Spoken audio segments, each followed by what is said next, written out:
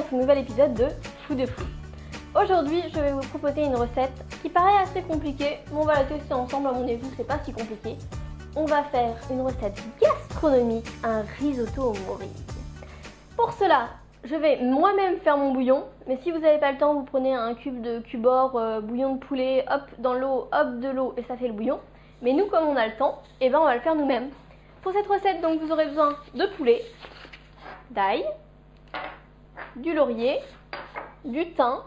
J'ai pas trouvé le pack laurier thym, alors j'ai pris ce que j'avais, mais si vous avez le pack laurier thym, c'est mieux.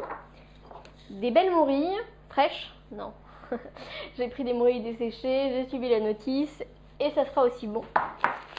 Du riz à risotto arborio, de l'échalote et de l'oignon. Alors pour le bouillon, vous prenez 500 g de poulet ou des ailerons de poulet comme vous voulez dans une casserole. Vous rajoutez l'ail, une feuille de quelques feuilles de thym et un peu de... Non, ça c'est le laurier. Laurier et un peu de thym. Bon, un peu comme vous voulez selon si vous aimez.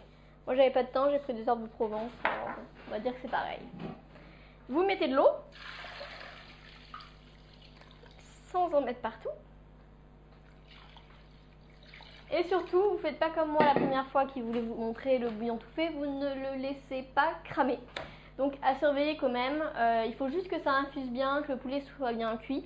Vous ne réutiliserez pas le poulet, en revanche demain pour une salade par exemple, il sera parfait. Donc on va mettre ça à chauffer et on se retrouve tout à l'heure. Donc de retour sur le feu pour notre risotto au morilles. Alors on va commencer par allumer le feu assez doucement, donc à 6. On met du beurre. Alors moi j'ai fait une recette ce soir pour 3 personnes. Donc j'ai mis 25 g de beurre et un demi-oignon. Donc on va faire suer l'oignon avec le beurre et avec un peu de sel. Moi j'ai pris un peu de fleur de sel, je trouve que c'est bon. Hop là. Voilà. On va faire suer ça tout doucement. Une fois qu'on va avoir fait risoler ça très doucement, on va... vous me voyez? On va mettre le riz et incorporer très doucement le bouillon qui est fini. D'ailleurs, il a très bien rendu. On l'a fait bouillir environ 15 minutes. Et notre vin blanc, pour 3 personnes, on a pris 100 ml. Alors en fait, j'ai un peu augmenté le feu. Je trouvais que c'était pas assez chaud. Et en attendant, je vous montre. Donc j'ai coupé mes petites morilles en petits morceaux. On peut les couper en deux. Alors moi j'en ai pris 3 fois trop parce que forcément dans une boîte de déshydraté vous en avez trop. Mais bon, la gourmandise fait que je pense que je vais toutes les mettre. Donc voilà, vous attendez que votre oignon soit bien blanchi et bien rissolé avec votre beurre avant de passer à la suite de la recette. Donc notre oignon rissole. Pendant ce temps-là, on va préparer nos morilles. Donc pour les morilles, on met dans une poêle un filet d'huile d'olive. On est généreux quand même, hein. On est gourmand. On va y rajouter une demi-échalote, puisqu'on est que 3 et pas 6. Donc une demi-échalote. Et on va allumer le feu quand même, ça serait mieux si ça veut bien marcher. Voilà. Et on y ajoute nos petites morilles et on va laisser ça rissoler tout doucement le temps que notre risotto vienne. Alors sur notre risotto, comme vous le voyez, notre oignon s'est bien mélangé au beurre. On ajoute le riz. Donc du riz à risotto, c'est très important. J'en ai mis là 150 g pour 3. Donc on va le faire nacré, c'est-à-dire qu'en fait on va bien faire mélanger.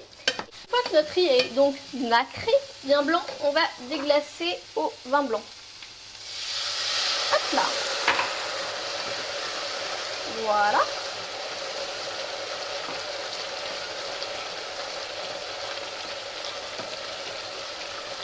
Et ensuite, petit à petit, on va verser nos 4 décilitres de bouillon. Tant que le riz en a besoin. Il ne faut pas y aller trop vite, c'est vraiment du juste à temps, comme on dit en logistique. Vous voyez, le vin s'est très très bien incorporé. Et on va vraiment attendre que le risotto ait besoin de plus d'eau pour lui en rajouter. De l'autre côté, nos morilles avec notre petite échalote dorent correctement et dès que ce sera prêt, on les arrêtera, on les mettra sur feu très très doux pour attendre jusqu'à l'incorporation du risotto.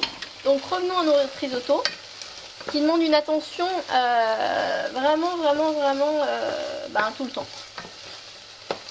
Donc là vous voyez, on pense qu'il en a besoin, ce qui est sec, donc on lui rajoute un petit peu, hop là, de bouillon. Et vous allez faire comme ça par petites touches jusqu'à ce que le risotto soit cuit. Vous sentez pas, mais ça sent une odeur incroyablement géniale. On va devenir des pros de cuisine.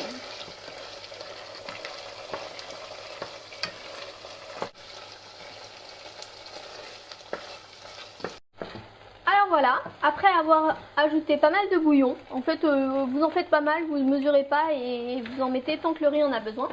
Notre riz est prêt. Donc on va ajouter nos petites morilles et notre échalote qui ont bien revenu.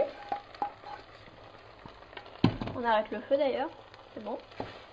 Voilà, on ajoute ça. Et on termine avec du parmesan. J'en mets environ, vous en mettez entre 25 et 30 grammes selon ce que vous aimez.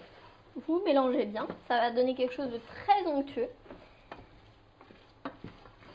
Voilà. Hop. Et vous laissez un peu reposer. Alors voilà, notre risotto a reposé 5-7 minutes pour que tous les arômes vraiment communiquent. Je l'ai mis comme ça, j'ai pas fait une très belle présentation, on peut le mettre ou dans un sac à pâtisserie ou avec une petite touche. Moi ce qui m'intéresse c'est surtout de goûter ce risotto. Alors goûtons ce que ça donne.